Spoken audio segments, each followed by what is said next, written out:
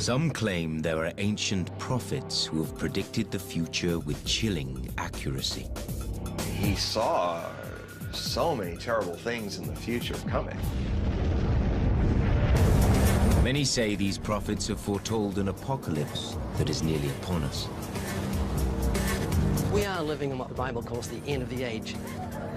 We're coming to the peak on so many things. There's going to be some type of doomsday event.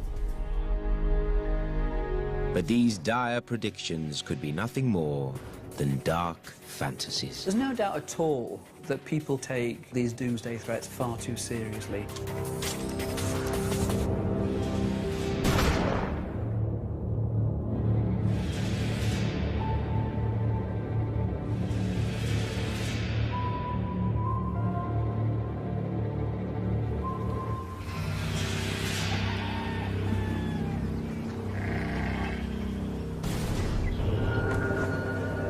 Go through the kitchen and get your weapons.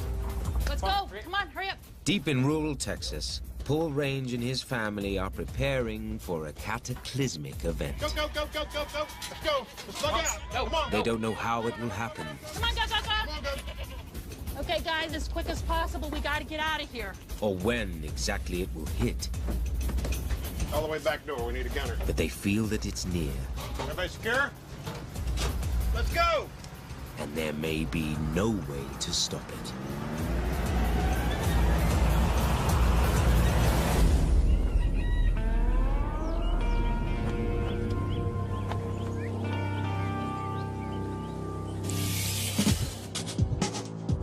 There are so many events, and we're coming to the peak on so many things. There's going to be some type of doomsday event.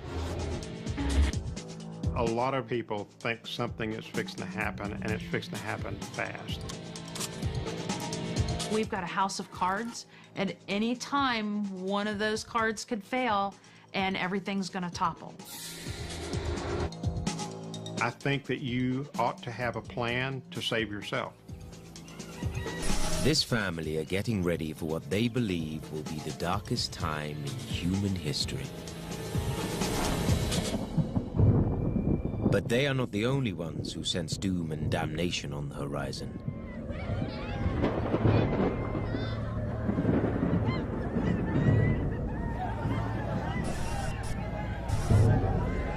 Some people wonder whether, is there any way that humanity can turn around so that they can stop the apocalypse?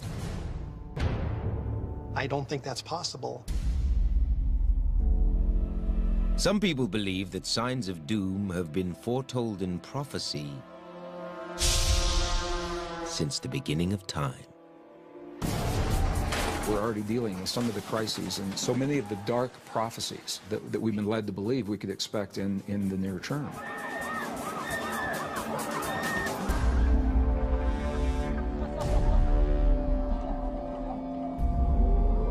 One of the most famed prophets of doom is a 16th century French astrologer by the name of Michel de Nostradame, known as Nostradamus. When we hear the word prophet, one of the first names that comes to many people is the prophet Nostradamus, who has gained tremendous popularity and visibility in our time, perhaps even more than he had in his own day.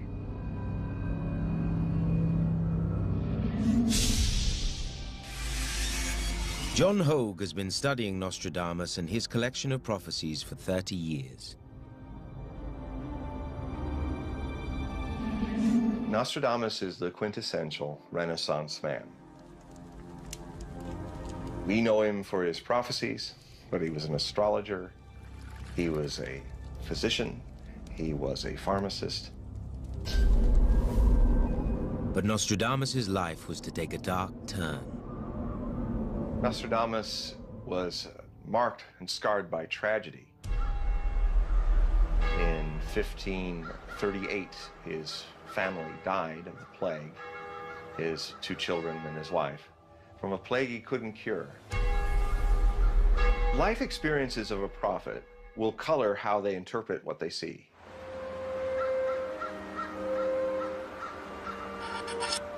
I think the death of his family did to him what has been done to a lot of people who follow a mystical path. It shattered their dreams, their illusions about life. They have an existential crisis. I think that this actually gave birth, out of tragedy, of his prophetic gifts. After the death of his family, Nostradamus begins writing his famous prophecies. Nostradamus planned to write a history of the future in 10 volumes called Centuries. He wrote his prophecies in terms of symbols and analogy in very mysterious phrasing called quatrains. What Nostradamus did was channel spirits. He would go up into a secret study, and then he would mount the bowl of boiling waters. Perhaps some narcotic herbs were also added. He came into the ecstatic trance state. And he described what he saw as shadowy images of the future. It was almost like he came into a continuum where the whole future, past, present, and future, was there before him. Nostradamus is probably the most pessimistic prophet I've ever encountered. He saw so many terrible things in the future coming. Believers say he predicted events far into the future, including the rise of one of the worst villains in all human history. A captain of Greater Germany will come to deliver a false help. King of kings to support Hungary. His war will cause great shedding of blood. This is about Hitler.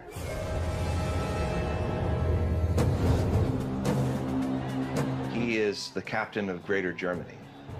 That was the official name of Hitler's empire. It was Großdeutschland, Greater Germany. He was a king of kings. He made himself out to be a messiah of the Aryan race. Hitler in this prophecy is described as Hister. He shows up 5 times in the prophecies as this Hister. But there are other ways one can interpret the term Hister. The word Hister was actually Latin for the lower Danube River, and it's quite clear from the context of the quatrain that that is what is being referred to. It's not referring to a person at all, it's referring to a geographical area.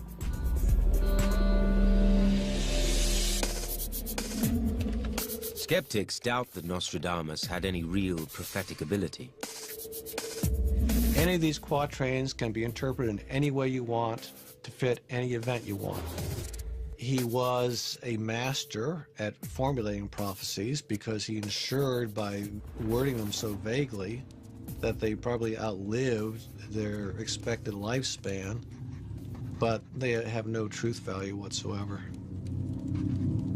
But believers argue that Nostradamus predicted certain details of the future that no man living in the 16th century could have possibly imagined.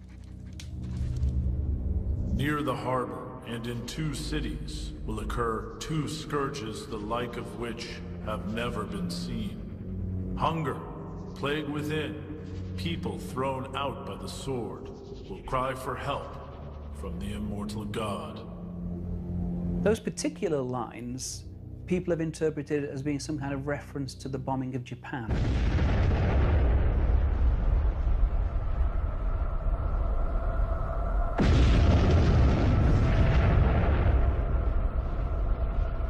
There will occur 2 scourges, the like of which have never been seen. It could mean these 2 harbors were bombed by a new kind of weapon never before seen.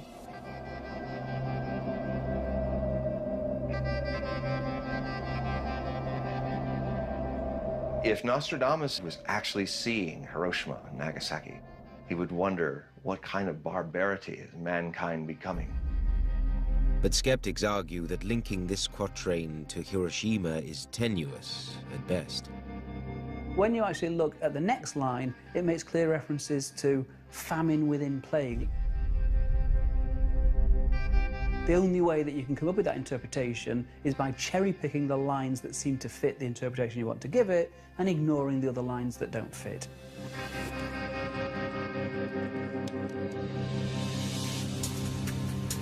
Back in rural Texas, Doomsday prepper Paul Range fears that a nuclear attack is a real possibility.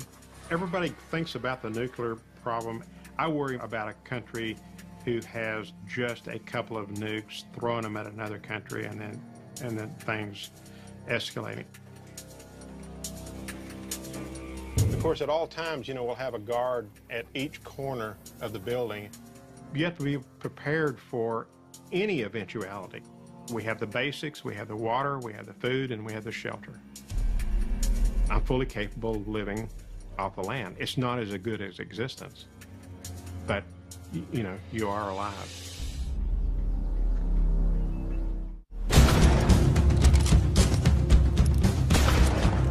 Paul Range and his family are part of a growing number of people who call themselves Doomsday Preppers. The term Doomsday Prepper connotates people like us who have an incredible amount of food stored up and are prepared to use it and defend our families.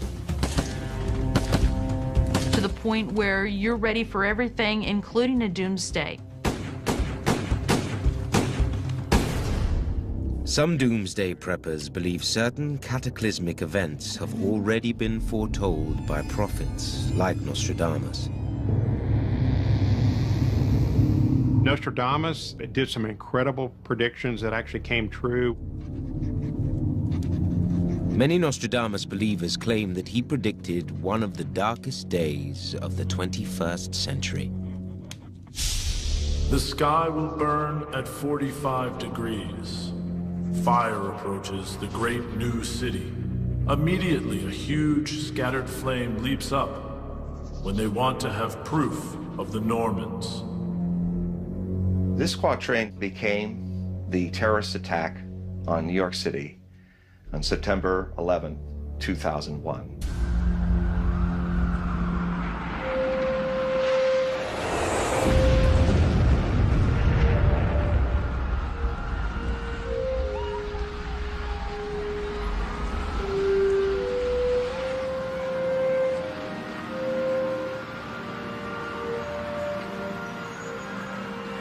The great new city has to be a city that hadn't been created in Nostradamus' time. A new, great new city with half the name in it, New York. From 45 degrees comes the fire, a huge scattered flame. And if you look at the North Tower, look closely to the imprint of the jet. It is at 45 degrees.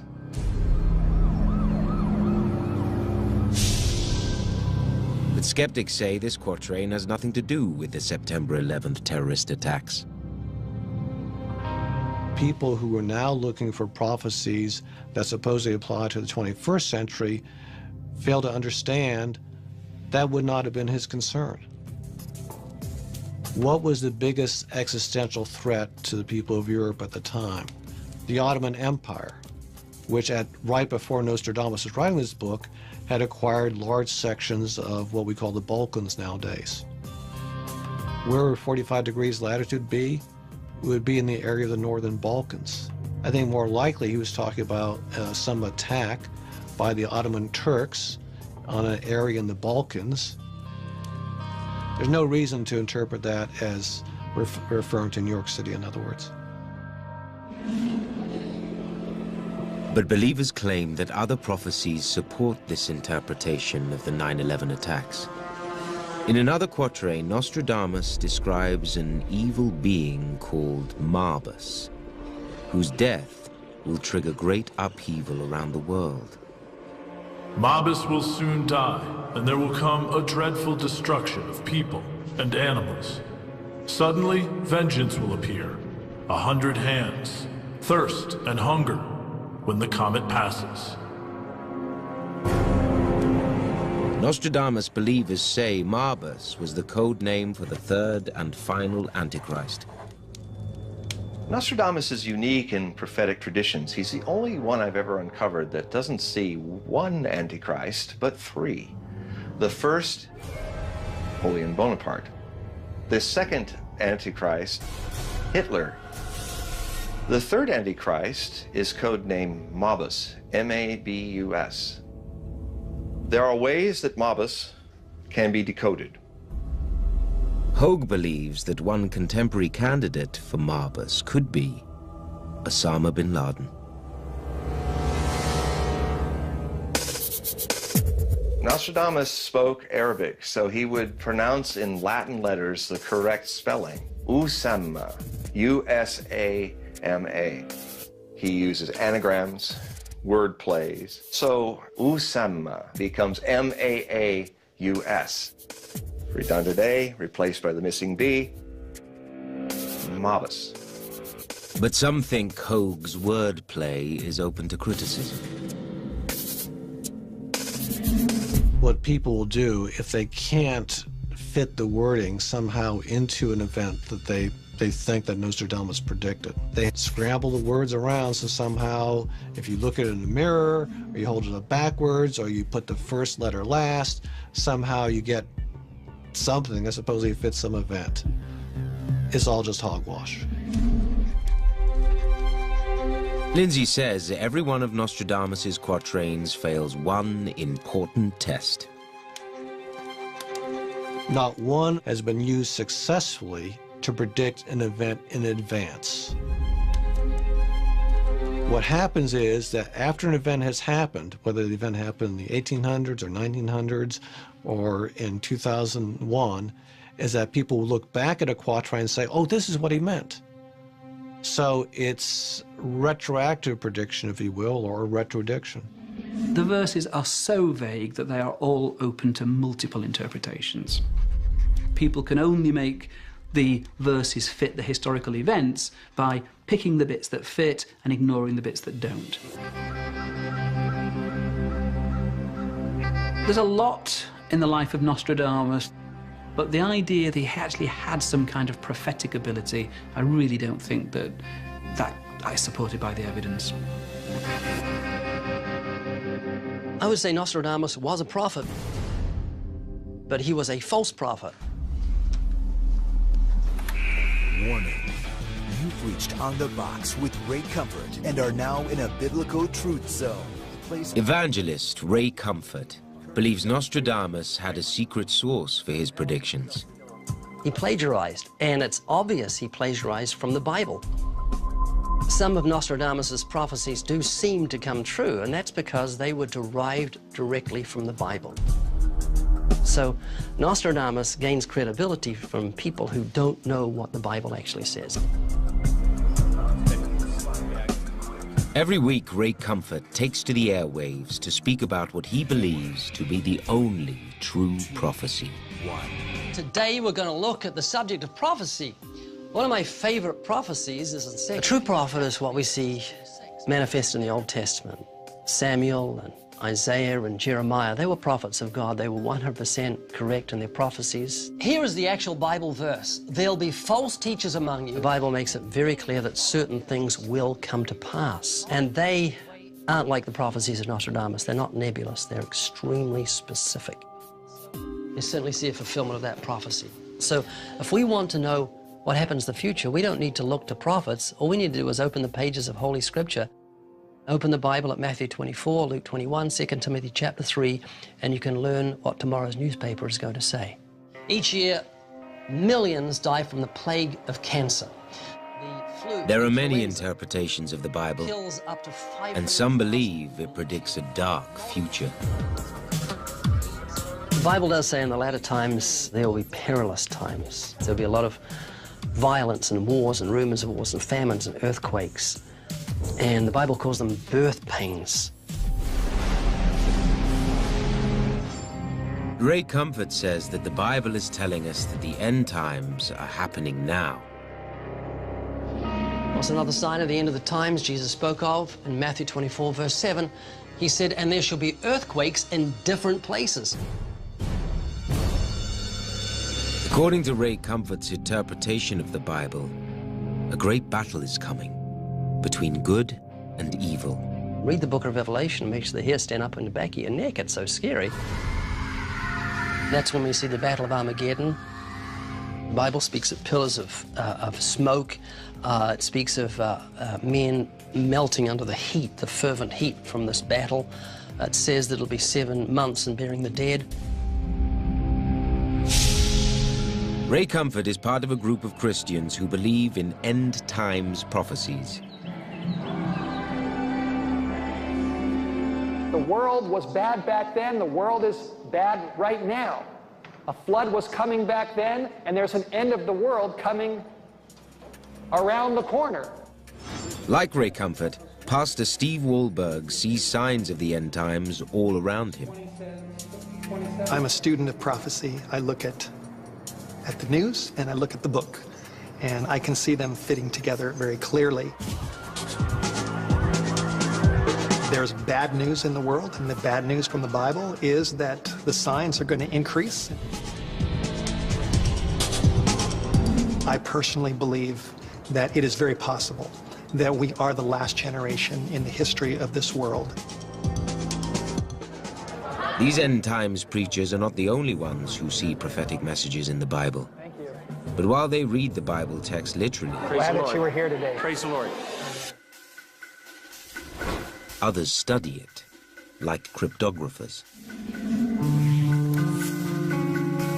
Encrypted within the Torah text itself is a code which seems to show a certain pattern that could only be put there by a master intelligence. Throughout history, there have been certain religious scholars who have tried to find codes in the Torah. And with the advent of computers, their search became easier. They were able to automate a very tedious process. One of the ways they did this was through something called a skip code sequence. In a skip code, hidden words and messages are buried into a larger body of text. Each letter of the hidden message is separated by a predetermined number of skipped letters. The entire Torah is seen as one continuous string of letters, almost like a binary code you would find in a computer program. And different letter-skipping sequences are tested until a message is revealed. Using the skip code theory, researchers began to search the Torah for hidden messages. They chose the names of 32 historic rabbis. They ran the test against the Torah codes, and the Torah code identified all 32 rabbis, the dates they were born, the dates that they died. They repeated the experiment, and again, with other names, and found these prominent rabbis as well. What are the odds of that happening? Sometimes the messages appear nearly on top of each other. Other times they are spread across long stretches of text. These names are found in a very small interval of maybe only a few letters as opposed to 1,000 letters. Researchers claimed that the proximity of these messages being found in passages with related meanings is not due to chance. The uniqueness is that the passage where the code was discovered is very relevant to what this code is uncovering. And the researchers found more than just names of historical rabbis. Key words connected to many events have been found encoded in the Torah. Presidential elections, presidential assassinations, Apollo 11, the man on the moon. All of these and more are encoded in the text. But the question is, did allusions to these events appear by chance, or are they the work of a supreme being? People have asked about things like 9/11, September 11th. Was it in the Torah codes? To test if the Torah held predictions of the 9/11 attacks, researchers chose the most common words found in news reports of the tragedy. Twin towers, terror, attack, and airplane, input each one into the Torah code America, software. New York. In one cluster, a group of these words were found in a string of 738 letters tiny fraction of the Torah. This could not have happened unless it was designed, and that there is a designer that has encoded within the Torah a prediction of such a world-shattering event.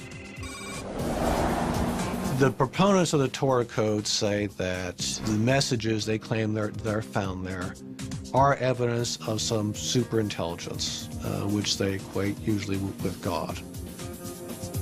You don't need an intelligent being to design this.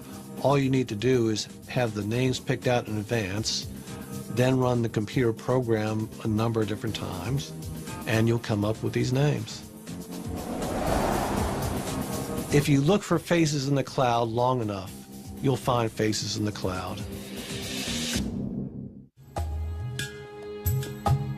The Torah is a blueprint of creation and spells out predictions and insights for all people and for all times. Even a premonition, a prognostication for future events. The critics question the Torah code's power to predict future events. That's not prediction, that's retrofitting. That's not being able to foretell the future, it's fitting the event to the verse after it's happened. Still, Torah code researchers claim that there is an example of a prediction being revealed in the Torah code before it happened. 1995, there's a phenomenon that suddenly became front and center. Some researchers were picking up the pulse of what was going on in Israel. There were some very radical factions who were calling for the oust of Yitzhak Rabin, the prime minister at the time. Those who were searching the codes saw something happening. They began to find information about Yitzhak Rabin.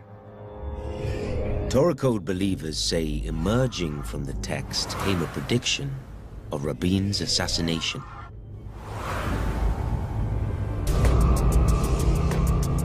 In fact, they actually warned Yitzhak Rabin. They say their warning was ignored.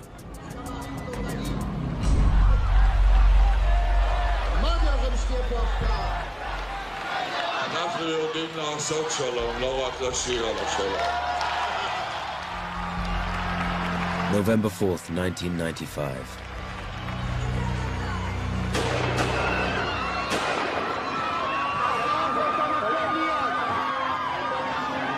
Israeli Prime Minister Rabin is murdered in cold blood by Yigal Amir.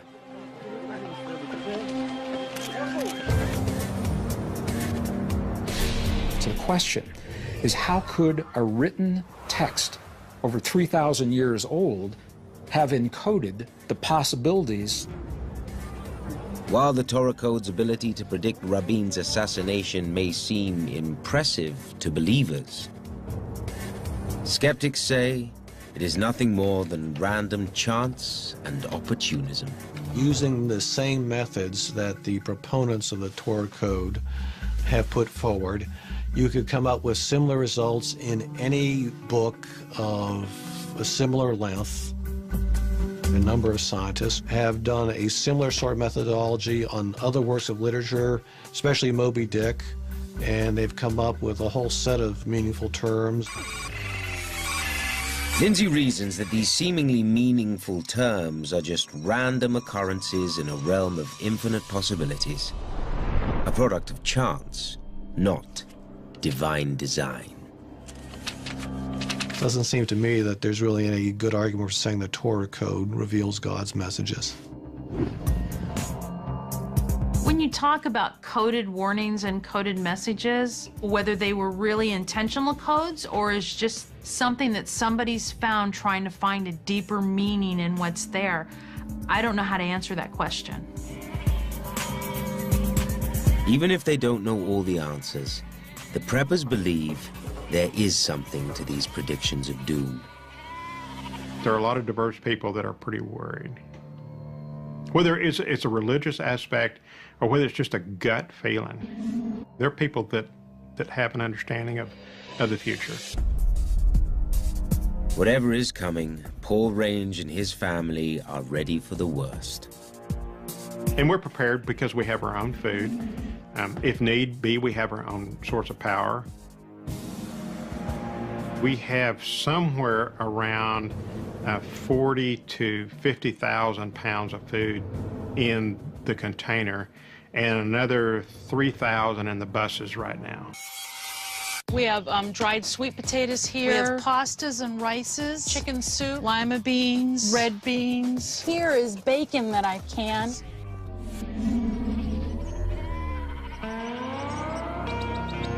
If we had a end-of-the-world scenario that happened tomorrow, we would be able to support up to 22 people for between 15 and 20 years. We have solar panels, we have wind generators. With a flick of the switch, we could be off the grid in just a few moments. There's a lot of predictions out there. It's always good to be prepared.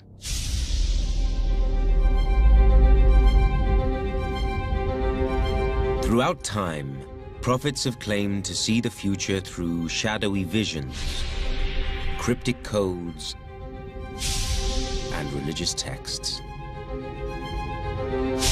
Some say one ancient culture used their mastery of astronomy to see a future foretold by the movement of the stars. When we talk about ancient prophecies and predictions, for many people, one of the first visions that comes to mind, the ideas of the ancient Maya. And some believe that the Maya saw prophecies in the stars that warned of the coming annihilation of the world. The Maya are the indigenous people of southern Mesoamerica. They date as far back as 1000 BCE.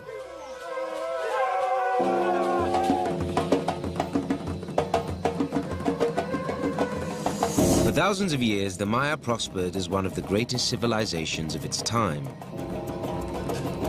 At its peak in the first millennia, the Maya lived across most of Central America and what is now southern Mexico. The legacy of the Maya is really remarkable. They had a very complex, sophisticated, and multi-layered way to understand the world. Researchers found that the Maya had a highly advanced understanding of astronomy and mathematics. The Maya gave us profound insights into our relationship with the universe, cycles of time, astronomy. They looked to the sky for many things. They practiced what is called naked eye astronomy without telescopes and charts and computer programs. The Maya were using their sight really, really acutely.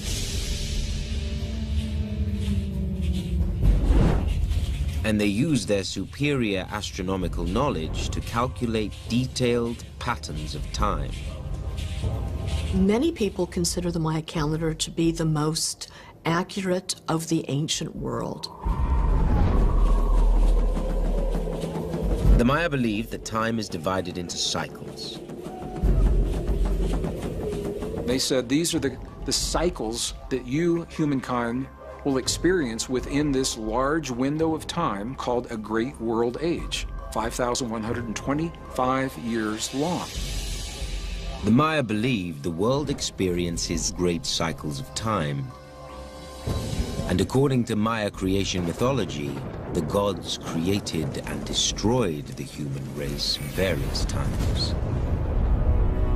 The Maya could have an idea in the far future the world might be ending, but they did not have a date for it. There was a deep memory, at least in mythology, of gods creating and then destroying their creations. When we talk about the end of a cycle, that brings up a lot of concern and a lot of images of fearing and catastrophic events. According to the Maya calendar, we have reached the end of the current cycle. But little is known about what the Maya believed would mark the final days of their great cycle. To this day, much about the Maya remains shrouded in mystery.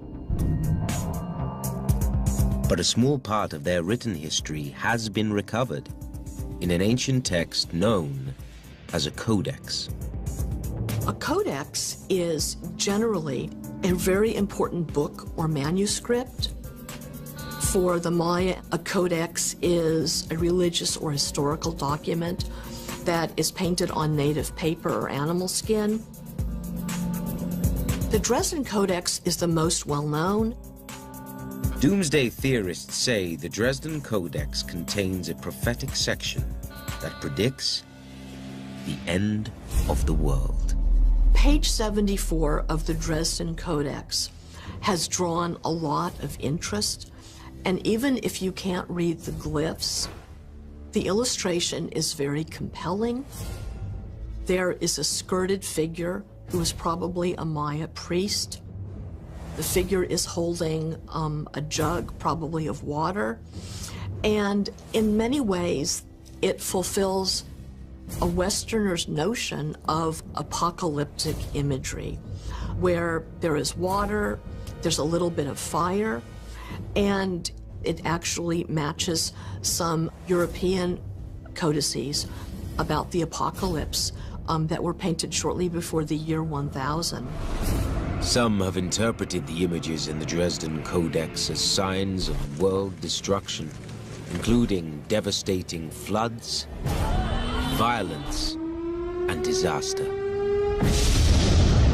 But Kristen Graham does not believe this interpretation of the Codex means the Maya predicted doomsday. The Maya had some creation stories, and in them they have descriptions of the underworld.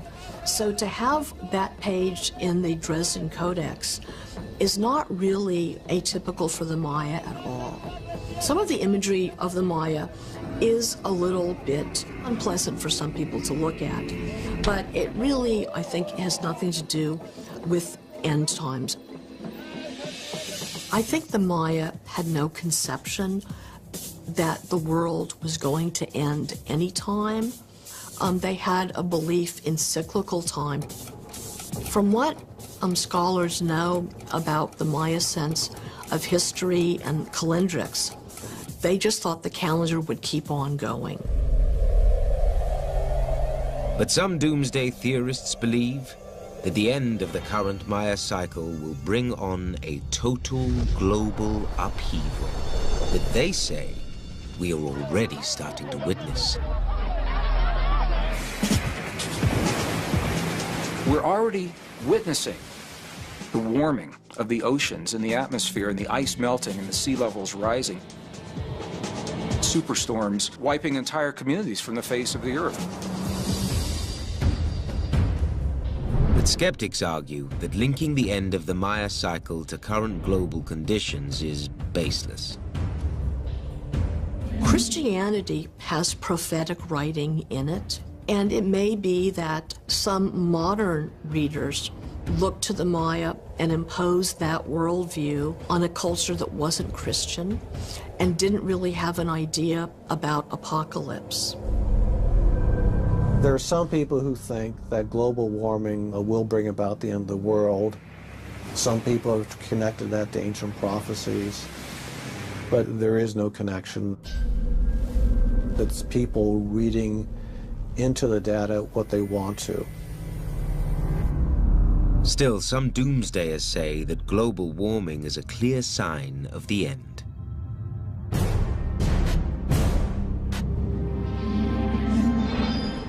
We are living in what the Bible calls the end of the age. Just the change of the climate, and the planet, and the wars, and the tsunamis, and earthquakes, and floods, and all these different plagues that are coming on the earth. There are all kinds of things like great earthquakes happening in various places, famines, pestilences, diseases, tsunamis. We can look at the newspaper and we can look at the Bible and we can recognize that what Jesus predicted 2,000 years ago, these things are happening right in front of us. In Revelation chapter 11, verse 18, the Bible predicts that at some point God will destroy those who destroy the earth.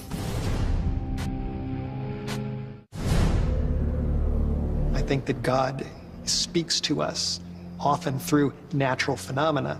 And as we look at the scientific explanations, to me, it just fits in with the prophecy that right before the end, human beings will be destroying the earth.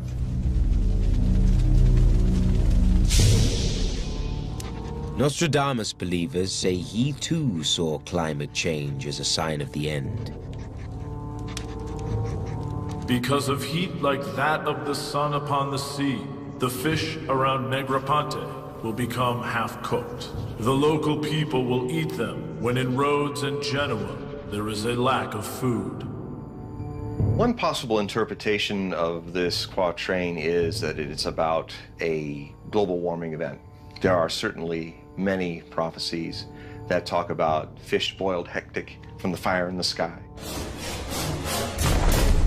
and others dealing with great droughts across the grain belts of the northern hemisphere. It's described very clearly in Nostradamus' prophecies: global warming, rising oceans, population problems, global famine. Doomsdayers say they see predictions of global warming from prophets throughout history. And they all point to this time in history. They point to the time of the climate change.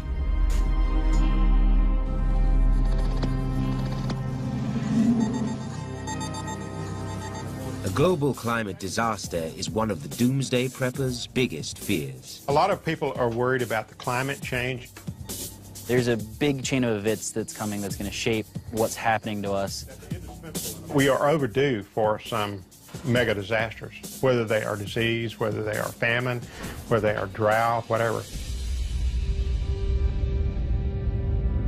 There's a lot of things that are interconnected. And I don't think it's going to be any one thing. I think it's going to be a series of things. For us, it doesn't really matter what the event is. We're going to be prepared.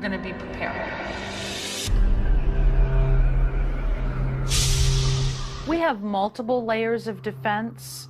We have the physical barriers of the fences at the perimeter of the property. And then we have other barriers approaching the house. If you can't hold what you have, if you can't defend your food stores or your water stores, you're just as dead as if you didn't have them. As a last resort, Paul's family has a plan of escape. If, and only if, things got so bad that we could not hold what we had, then we would bug out. A bug out is where we're uprooting from our normal position and leaving as quickly as possible. Okay, got him loaded up! So the preppers practice their bug-out plan twice a year. The importance of a drill is knowing that your plan has a chance of success. You don't know what it's going to be like until you've gone through it. We will be ready, and we are ready to take action.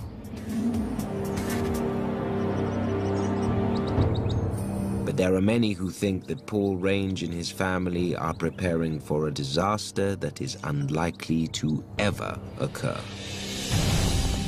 There's no doubt at all that people can take lots of these doomsday threats far too seriously.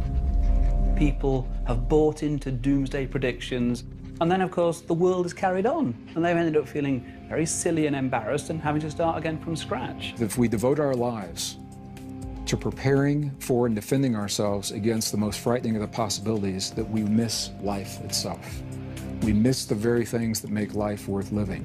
While it seems there will always be prophets predicting doom and darkness, skeptics maintain that prophecy is often nothing more than dark delusions that never come true. End of the world prophecies, they are simply attention grabbers. You can't top it in terms of the gravity of it. There are people who think that doomsday is upon us, but no doomsday prophecy has ever come true, and the proof of that is that we are existing and living and talking in this world.